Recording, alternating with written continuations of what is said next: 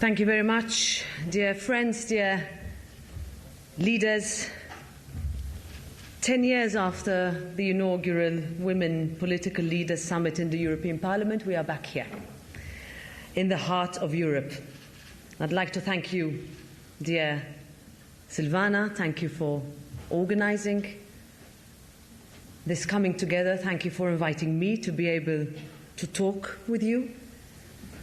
I have a few messages to say that there is still more to be done to encourage women and girls across the world to lead, to become forces of change, and to help other women rise. I start with saying that there are few better examples of outstanding and courageous female leadership under unimaginable pressure than that of Sviatlana Tshikhanouskaya. Sviatlana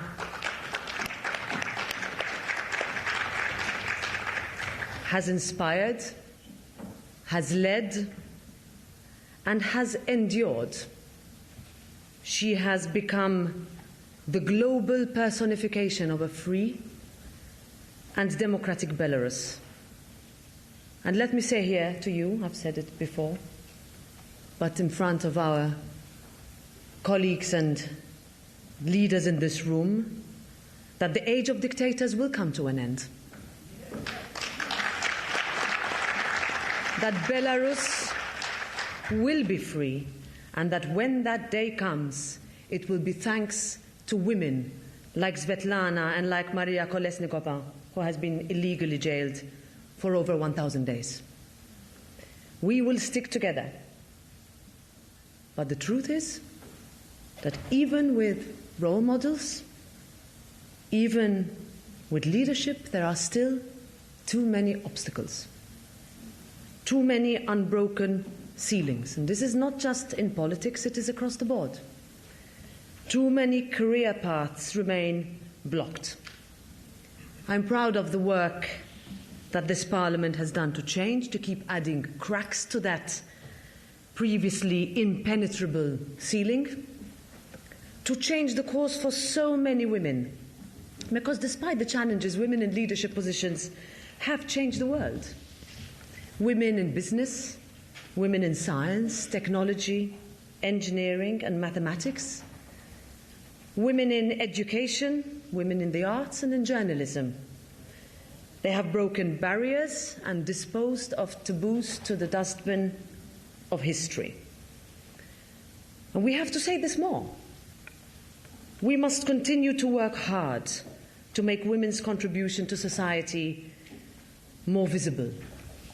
The message of female leadership that was passed on to all of us must now be passed on by us tenfold.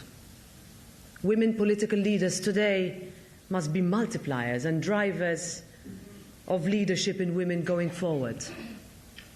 We don't say that enough, and we don't do that enough. I wouldn't be here today if it wasn't for the women in my country who endured to make my path possible. And I want to repay that going forward. And every time we fall, and in politics and life we all do, we are pulled back, up, by other women who have been through it all before us.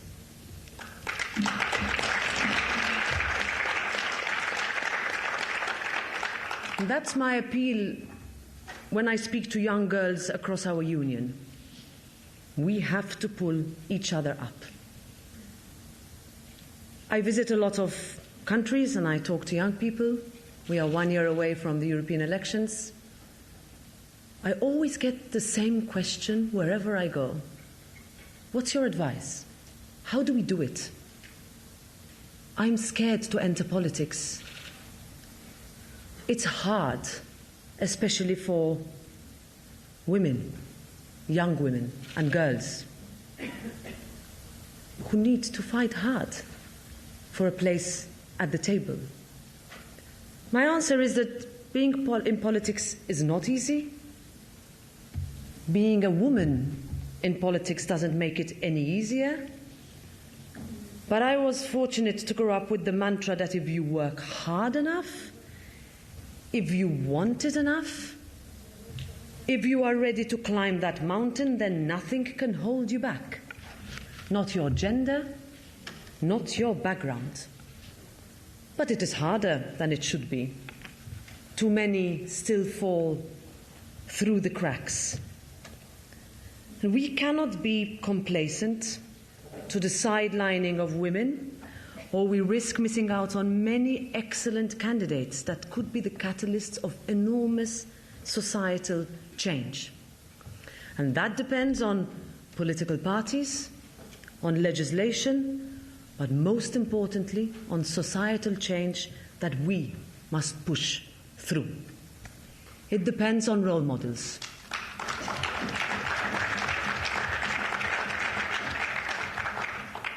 We can be glad to see how many of us are here in this room, how many more women, as each election goes by, take up leadership positions.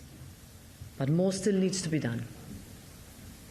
What we need is a real change in the mindset in many countries, I would say in all countries, to allow more inclusion, for more women to run for election and get elected.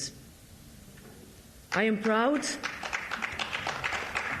of the adoption, finally, took a while, of the Women on Boards Directive last November, a breakthrough for gender equality in European society. It took almost a decade for what should have been obvious. We can also be proud of how this Parliament, and I see colleagues here, are pushing for equal pay provisions for equal work. Employers will have to be more transparent about the pay gap between female and male workers in order to close it. And this is also a standard reply, not a standard question. Oh, in our country there's none, no gap.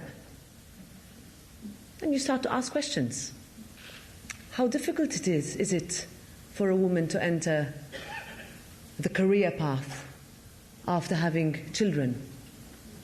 How difficult has it been since the pandemic, where women took over the role of carer across the world, both for the older and younger generations? We will be feeling the effects of that, not only from a mental health perspective, but from an economic and societal perspective for years to come.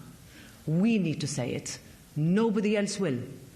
And it was women parliamentarians, continues to be women parliamentarians in this House, who ensure that the toughest of negotiations for equality come through, so that little by little, step by step, this world can become a little bit more equal and a little bit more fair.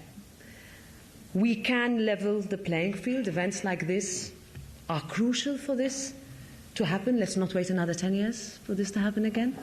Thank you for organising this. Thank you for the inspiration. Let's continue working together, and ultimately, let's stick together. Thank you.